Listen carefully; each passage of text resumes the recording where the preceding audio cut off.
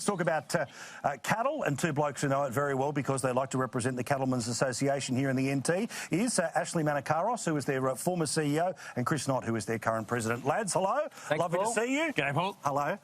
Geez, how good's the Alice? But let's talk about what you guys have done and do in representing right now. How many members do you have now in the association? So there's 230 leases, or approximately 230 leases. So if you count back the leases that are owned by multiple owners that own multiple leases, we're probably talking about a membership that's around 150. So that's it's a big, powerful organisation with very few people. Bloody oath. But what's it like to, for want of a better term, herd that many cats? Where you've got people who have got big land, big stakes, no doubt big personalities. When you're sitting around there trying to manage that organisation, what's it like?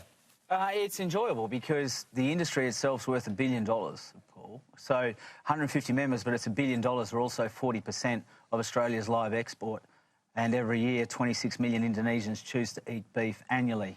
So, but getting around a room, it's united voice because basically one common interest, which is to grow beef and grow it good. A large chunk of it goes overseas, obviously, but also from this part of the world in Central Australia, it goes domestically. Is it just the size of the land? Why is it that Central Australia has a particular investment and interest in these type of productions? I think it's historical. So the Kidman and Co bought up properties here. There's a property of 20 kilometres north of here where Sidney Kidman himself lived, which is Bond Springs, owned by the Heaslip family now. And in fact, his original hut still exists there.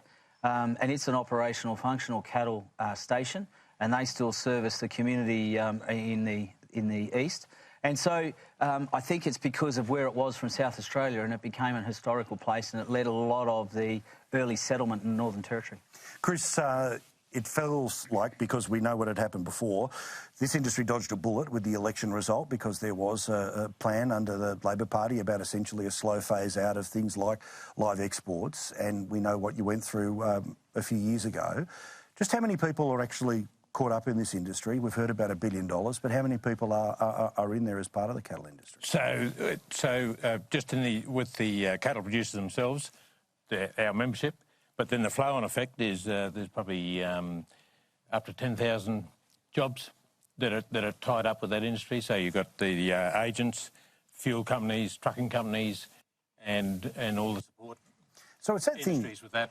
And this is what certainly fueled my anger all those years ago, but we can never forget what happened all those years ago, which is that for a lot of people sort of sitting, if they want to sit in the cities, turn around and just say, here's a problem, let's fix it, and the fix is to get rid of it. It's just absurd, and it's absurd what that can mean, not just to the industry, but to the economy, not just to the economy, but to all of those people that we're talking about here. So let's talk about the successes and the modernisation of the industry as well. Where is it now compared to even where it was 10 years ago to make sure that, it's as ethical and as strong as possible? So with the live export ban that you're talking about from 2011 has led to a lot of changes, particularly in that area and around SCAS, so animal welfare in particular.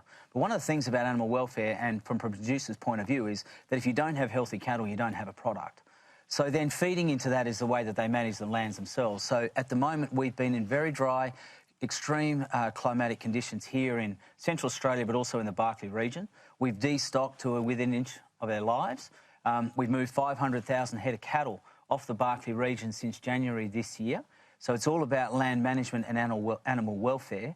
So in terms of production systems, they are far more sustainable now than they were 10 years ago. And that's a deliberate, and that will continue. It's continuous improvement because I think the consumer demands it, actually, Paul. They want to know that there's a sustainable industry out there and then we can deal with it. Now, I apologise because you're not a former anything when it comes to this. You're the current CEO. You didn't kick my ass and you didn't look angry at me, but I've just been reminded you used to work at the NT News. That's the former about you. Good. That is, I'm a former business editor of the NT News, that's correct. All right, good man. All right, let's talk about your property, Chris, because how is it at the moment and how does it compare to, 150 years worth of history? Yeah, well, so the place I manage is 180 k's northeast, so I slipped in here especially this afternoon to come and say good day to you. God love you. Yeah, so the history there goes back to early the last century, and then it's extremely dry. So we've had records there kept since in the district 1873, and it's now the driest on record. So as far as records go. So how do you work through that? What do you do when it doesn't rain? Well, that's the beauty of this country, is its resilience to that, and that's the way we manage it as well, because we know we're in Central Australia, we're in the driest part of the driest continent in the world, and that's the way you operate. You always run these operations to be prepared for that dry time.